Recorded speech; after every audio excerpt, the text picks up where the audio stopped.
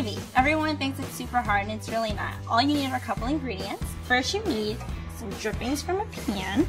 And if you didn't roast a piece of meat, it's totally fine. You could just use warm stock. I put my drippings into this fancy little fat separator, but you definitely don't need one. You could just use a measuring cup and spoon off the fat. So I'll spoon off the fat.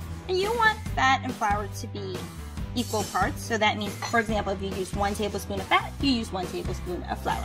You want to sprinkle this on so it doesn't become this clump. And I'll whisk it in. What I'm making right now is a roux, and this is the base of your gravy.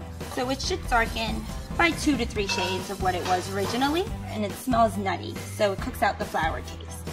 And you would use the remaining of your drippings. You want to add it a little bit at a time. The sizzle means you're doing it right. So I'm going to supplement with warm chicken stock, preferably warm to make a smoother gravy. Oops, sometimes you add too much and it becomes this watery mess, but no worries, you just add more flour. Again, sprinkle in, because you don't want to clump. Whisk it in, and you want it to simmer. That means little bubbles, usually on medium heat. And you usually let it simmer for about 3 minutes. A good way to check if it coats the back of your spoon. So put your spoon in, and it should coat like that. So here's another problem, lumpy gravy, too much flour. No worries, we can fix that. You just strain it.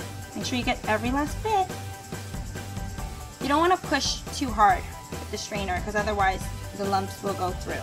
You should always season your gravy at the very end, because the drippings might have seasoning and you don't want to over season. See? Boom! So maybe just a little pepper. Stir, stir, stir. So let's taste it. Our homemade gravy.